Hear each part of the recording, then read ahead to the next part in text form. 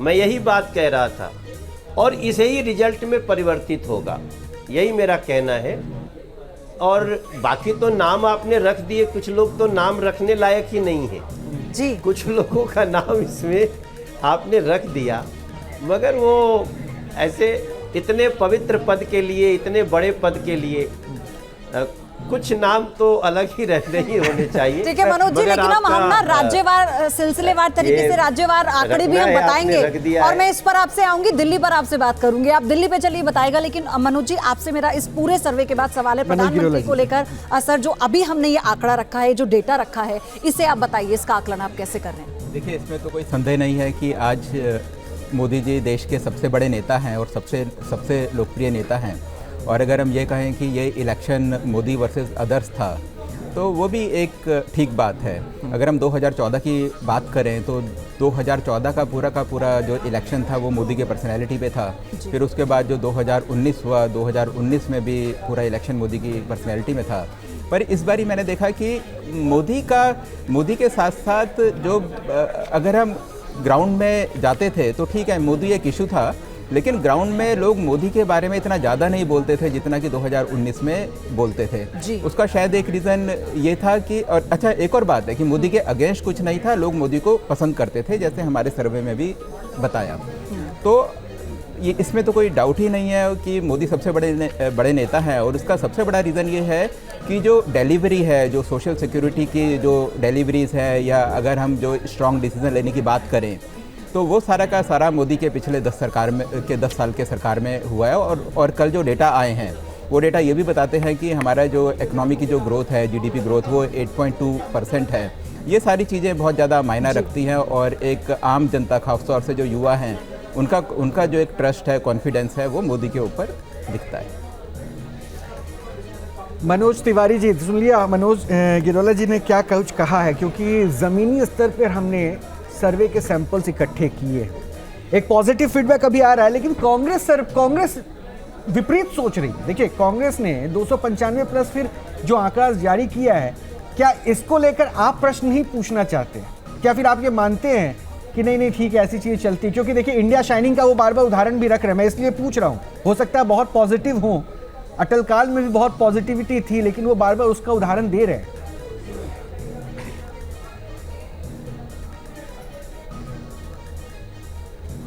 देखिए, अपने से नंबर रखना उनका अपना काम है, उनको रखना ही चाहिए, लेकिन उनको डिबेट में भी तो लोगों को भेजना चाहिए था।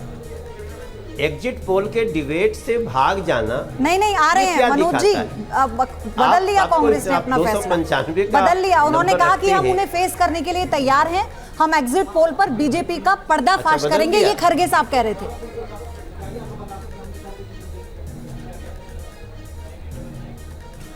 नहीं, उन्होंने रोका ना, उन्होंने रोका, चारों तरफ न्यूज आई कि वो नहीं जाएंगे। तो एग्जिट पोल के बाद डिबेट से भाग लेना, ये तो हमको नहीं समझ में आता है कि कौन सी रणनीति है, और ये दिखाता है, उनके अंदर का डर दिखाता है। और हमने कांग्रेस नेताओं के बॉडी लैंग्वेज भी देखे हैं, और हम तो खैर चुनाव लड़े हैं, और लड़ने के साथ साथ दिल्ली का आकलन बता दीजिए, क्या कह रहा है आपका? में गया दिल्ली में क्या दिल्ली में का आकलन क्या कह रहा है? एक दिल्ली का डेटा दे दीजिए आप। दिल्ली हम 7, आपकी सीट में कितने बड़े मार्जिन से जीत रहे हैं? दिल्ली हम 7 की 7 सीटें जीतेंगे और बहुत अच्छे मार्जिन से जीते। देखिए, मार्जिन जहां तक मुझे लगता है कि पीछे जो मार्जिन रही है, चूंकि 2 पार्टियां मिल गई हैं, तो हो सकता है मार्जिन में थोड़ा बहुत अंतर हो जाए, लेकिन वो भी हम बड़ी बेसब्री से देखना चाहते हैं। लेकिन आपको छोड़ के सारे टिकट बदले, सबका टिकट काट के नए उम्मीदवार उतारे गए थे, राहुल गांधी तो थोड़ा तो मंथन हुआ होगा, थोड़ा तो लग रहा होगा ना कि कहां पर टफ हो सकता है, कहां पर नहीं। तो इसलिए मैंने पूछा आपसे आकलन। आप बने रहिए मनोज जी, हम मुद्दे बता देते हैं जरा, किन मुद्दों को ध्यान में रखकर देश की जनता ने वोट किया है, वोटर क्या मन में लेकर पोलिंग बूथ तक पहुंचा था, ये हम आपको बताएंगे। ये सर्वे में दरअसल मुद्दे भी हमने डाले, और उस पर जो प्रश्न था, मोदी सरकार की योजनाओं को लेकर पॉइंट था, राम मंदिर को लेकर पॉइंट था, महंगाई कितना बड़ा मुद्दा रहेगा वोट डालने से पहले, ये भी उसमें एक पॉइंट था, बेरोजगारी कितनी बड़ी चुनौती के तौर पर आप देखते हैं, क्या इसे वोट डालने से पहले आप अपना मुद्दा बना के चलते हैं? और एक प्रश्न मुस्लिम आरक्षण को भी लेकर था, क्योंकि पहले चरण के चुनाव के बाद मुस्लिम आरक्षण का जिन बाहर निकलता है और हर चरण में कहीं ना कहीं इस पर चर्चा होती रहती है। तो ये 5 ऐसे फिगर्स थे जिनको सर्वे में हमने शामिल किया था।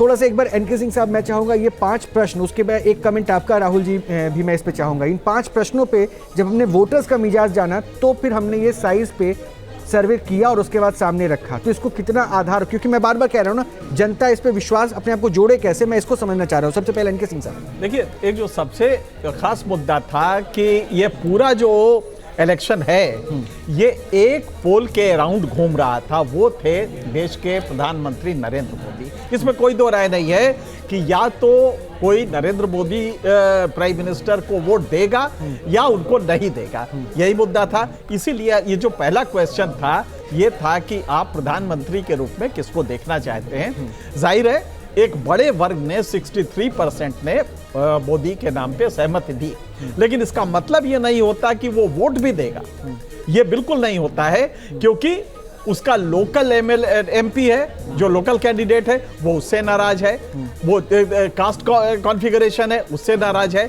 तो मोदी जी की जहां मकबूलियत हो सकती है 63% हो, पिछली बार भी थी, 2019 में भी थी, 14 में भी थी, लेकिन जो वोट में ट्रांसलेट हुए तो पिछली बार 38% थे, उसके पहले 31% थे 2014 में। तो लिहाजा इसको हम ये ना माने कि 60% जब हमारे एक नेता की देश के प्रधानमंत्री की मकबूलियत है तो इसका यह मतलब नहीं है कि वो सीधे वोट्स में ट्रांसलेट होता है, वो उसकी इच्छा है। लेकिन बाकी मुद्दे भी हैं, जब बाकी मुद्दों पे हम लोगों ने सवाल किया तो ये पता लगा कि उनमें कहीं ना कहीं कुछ मुद्दे अच्छे भी थे, जो पॉजिटिव थे, जो बीजेपी के हित में थे, जैसे कि डिलीवरीज हैं, तमाम जो प्रधानमंत्री के वेलफेयर प्रोग्राम्स हैं उसको लेके था। लेकिन वहीं पे जब बेरोजगारी या इस तरह के, जैसे अभी आपने कहा कि 8.2% वो रहा है विकास दर, लेकिन इसका जो दूसरा पहलू है कंजम्पशन ग्रोथ रेट जो है वो सिर्फ 4% है। इसका मतलब रूरल डिस्ट्रेस अभी भी कायम है। तो ये सारी चीजें हमारे उन सवालों में कहीं ना कहीं रिफ्लेक्ट होती है। मेरे ख्याल से राहुल जी इस पे ज्यादा विस्तार से बता पाएंगे। राहुल सर बताइए। देखिए, कई ये आंकड़ों का खेल बड़ा रोचक होता है। मोटी चीज़ जो मैं कहूँगा कि लोगों के अपने दैनिक जीवन का अनुभव क्या है, उनको जीडीपी के आंकड़े, अब कंजम्पशन की हम बात करें तो उसमें जो आंकड़े हैं उसमें ट्रेंड है वो डाउनवर्ड है। सेविंग रेट एक बड़ी अहम चीज़ होती है, मनोज जी भी जानते हैं, सभी लोग जानते हैं, सेविंग रेट भारत में सबका घटा है। लेकिन मोटी बात यह है कि लोगों के पिछले 5 साल में जो दैनिक जीवन है उसमें सभी लोगों का अपनी समग्रता में अनुभव कैसा रहा है, सुखद रहा है पहले की तुलना में या कम सुखद रहा है, उसमें कुछ समस्याएं आई हैं, उनके जीवन की चुनौतियां, उनके जीवन की ज़रूरतों को पूरा करने में ये सरकार, जो भी सरकार है, वो कितनी कामयाब रही है। युवाओं की जो आकांक्षाएं होती हैं, उनकी ज़रूरतें, रोज़गार एक बड़ा मुद्दा आपको इसमें मिला ही होगा। महंगाई, जो रोज़ का अनुभव महिलाओं का, गृहिणियों का होता है, वो भी कई बार एक बड़ा मुद्दा होता है और हर बार ही होता है। उसके अलावा जो कुछ बड़े आख्यान, बड़े मुद्दे होते हैं, तो अब देखना होगा कि राम मंदिर पर आपके सर्वेक्षण में लोगों के लिए कितना बड़ा मुद्दा था, मुस्लिम आरक्षण वाला कितना बड़ा मुद्दा था, धारा 370 हटाने वाला कितना बड़ा मुद्दा था। तो ये रोचक होगा जानना कि लोगों ने इन पर क्या सोचा और कितने प्रतिशत लोगों की अपनी एक जो सूचना या सरोकार का क्रम था उसमें ये सारे मुद्दे कहाँ थे।